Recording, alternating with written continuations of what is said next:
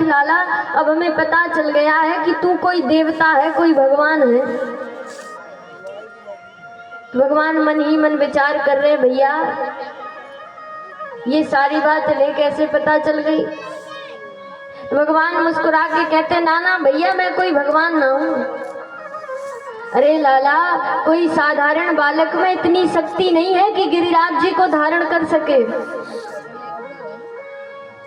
और देख, तूने 7 दिन तक गिरिराज जी को धारण करके रखा। तो ठाकुर जी कहते, भैया मैंने थोड़ी गिरिराज जी को उठाया। बोले फिर गिरिराज जी को धारण कैसे किया?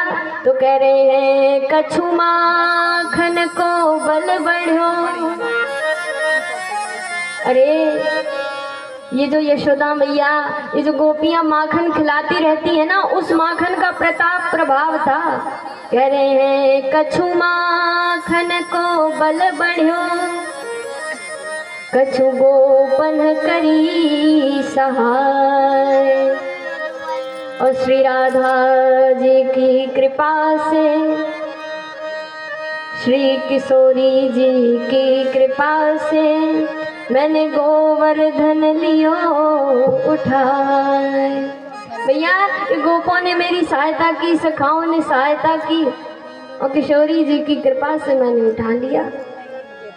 ना ना लाला, अब तो हमें विश्वास हो गया है तू कोई देवता है, कोई भगवान है। देख लाला, अगर तू भगवान है तो एक बार हमें अपने धाम के दर्शन करा दे। हम देखना चाहते हैं कि बड़े बड़े योगी, बड़े बड़े महात्मा, बड़े बड़े संत जिस धाम को पाने के लिए हजारों वर्षों से तपस्या कर रहे हैं, वो धाम कैसा है। बस लाला अपने धाम के दर्शन करा दे। तो आज हमारे ठाकुर जी यमुना के तट पर ब्रजवासियों को लेकर के आए, ब्रह्मकुंड में डुबकी लगवाई, और यहाँ वृंदावन से डुबकी लगाई। और जैसे डुबकी लगा करके बाहर निकले, सोई देख रहे हैं किसी दूसरे लोक में आ गए, किसी धाम में आ गए हैं। ब्रजवासी देख रहे हैं, भैया इस धाम में 4-4 हाथ वाले पुरुष रहते हैं। उनके चारों हाथों में आयुध रखे हैं, चक्र, गदा, शंख इत्यादि हैं। ब्रजवासी आगे बढ़े, बैकुंठ में प्रवेश किया। एक ब्रजवासी दूर से ही देख करके चिल्ला रहा है, अरे बाबा देखो देखो कितना बड़ा सर्प बैठा है। बाबा इस नाग के ऊपर, शेषनाग जी की, संकर्षण जी की बात कर रहे हैं। बाबा देखो इस नाग के ऊपर जो पुरुष लेटा हुआ है, इसकी छवि हमारे कन्हैया की छवि से मिलती जुलती है। बाबा ऐसा लग रहा है मानो दोनों भाई भाई हैं। ब्रजवासी आगे बढ़े, भगवान के पार्षदों से वार्ता करने का प्रयास करते हैं, लेकिन कर नहीं पाते हैं। जब ठाकुर जी के समीप गए तो देख रहे हैं कि भगवान नारायण हमारे ठाकुर जी जैसे लगते हैं, कन्हैया जैसे लगते हैं। और देखो लक्ष्मी जी इनके चरण दबा रही हैं। जब ब्रजवासियों ने बैकुंठ देख लिया, बैकुंठ का ऐश्वर्य देख लिया, तो अपने कन्हैया को बुलाने लग गए, कन्हैया अब वापस ब्रजधाम ले चलो। ठाकुर जी ब्रजधाम लेकर के आए। किसी ने ब्रजवासियों से पूछा, भैया बताओ बैकुंठ कैसा लगा, बैकुंठ का ऐश्वर्य कैसा लगा? तो ब्रजवासी कहते हैं, ना ना भैया इस बैकुंठ से अच्छा तो हमारा ब्रजधाम है। अरे बैकुंठ में कोई राधे राधे, कोई राम राम नहीं करता। हमारे वृंदावन में आ जाओ, कोई अजनबी भी मिलेगा तो राधे राधे करेगा। और भैया सबसे बड़ा वैभव तो वृंदावन में ये है कि यहाँ हम ठाकुर जी के संग नित्य रहते हैं। वहां तो हमारे ठाकुर जी हमसे बोले भी नहीं, यहाँ वहाँ देखो लक्ष्मी जी ठाकुर जी के चरण दबा रही थी, और यहाँ देखो गोपियाँ छाछ के लिए, माखन के लिए ठाकुर जी से नृत्य करवाती हैं। तो भैया इतनी महिमा वैकुंठ की नहीं है, इतनी महिमा भगवान के किसी अन्य धाम की नहीं है जितनी महिमा ब्रजधाम की हो गई है। इसलिए ये वृंदावन बड़ा प्यारा है। सारे ब्रजवासी वापस आ गए। कहते हैं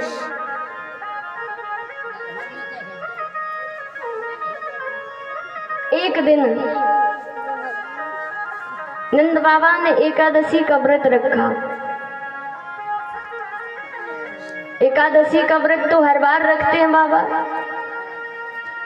लेकिन बाबा कहते हैं इस बार ठाकुर जी की एक लीला हो गई। कैसी लीला? कहते हैं नंद बाबा ने एकादशी का व्रत किया, और व्रत के बाद वेद व्यास जी लिखते हैं एकादश्याम निराहारः समभ्यर्च जनार्दनः स्नातुं नन्दस्तु कालिन्द्या द्वादश्यां जलमाविशत् द्वादश्यां जलमाविशत्। कह रहे एकादश्याम निराहारः, कार्तिक मास के शुक्ल पक्ष की एकादशी है और बाबा ने निराहार व्रत किया है, बिना किसी आहार के।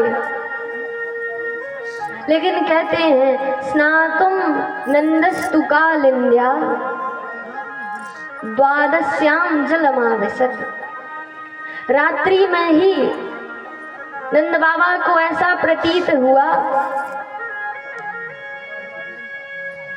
मानो द्वादशी लग गई है, सुबह हो गई है, भोर हो गई है। इसलिए कहते हैं नंद बाबा द्वादश्याम जलमाविशत्, जल में प्रवेश कर गए, यमुना में प्रवेश कर गए। तभी कहते हैं वरुण के सेवकों ने नंद बाबा को पकड़ लिया और पकड़ करके वरुण लोक ले गए। यहाँ सवेरे पूरे में हल्ला हो गया, भैया नंद बाबा नहीं मिल रहे हैं। कहते हैं हमारे ठाकुर जी नंद बाबा को लेने के लिए वरुण लोक पधारे हैं, और यहाँ बंधे बंधे नंद बाबा देख रहे हैं कि भैया मैं कन्हैया का पिता हूँ, मुझे तो बांध रखा है, और ये मेरा पुत्र है कन्हैया, इसकी वरुण देवता पूजा कर रहे हैं। और ठाकुर जी के कहने पर वरुण जी ने नंद बाबा को छोड़ दिया। नंद बाबा मन में विचार कर रहे हैं, देखो भैया कैसी विचित्र लीला है। अरे संसार में तो ऐसे होता है, यदि पिता और पुत्र बैठे हुए हैं तो आप पहले किसका सम्मान करेंगे? भाई पिताजी का करेंगे ना, पुत्र का बाद में करेंगे। पिता से ही पुत्र का सम्मान होगा। लेकिन यहाँ तो बाबा कह रहे हैं देखो नंद बाबा को बांध करके रखे थे और ठाकुर जी की पूजा कर रहे थे। नंद बाबा कन्हैया की माया को देख रहे हैं, लीला को देख रहे हैं, ब्रजवासी लीलाओं को देख रहे हैं। यहाँ हमारे ठाकुर जी नंद बाबा को वरुण के पास से छुड़ा करके लाए और वेद व्यास जी वर्णन कर रहे हैं। जिस रात्रि के लिए ठाकुर जी ने गोपियों को, ब्राह्मण पत्नियों को, अपने भक्तों को सांत्वना दी थी, अब वो रात्रि आ गई है। कौन सी रात्रि? तो बाबा लिख रहे हैं भगवान पिता रात्रि शरदोत्फुल्ल मल्लिका वीक्षरन्तं मनश्चक्रे योगमायामुपाश्रितः।